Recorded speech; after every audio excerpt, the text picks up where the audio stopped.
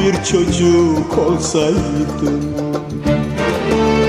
parklarda oynasaydım, dertten kederden uzak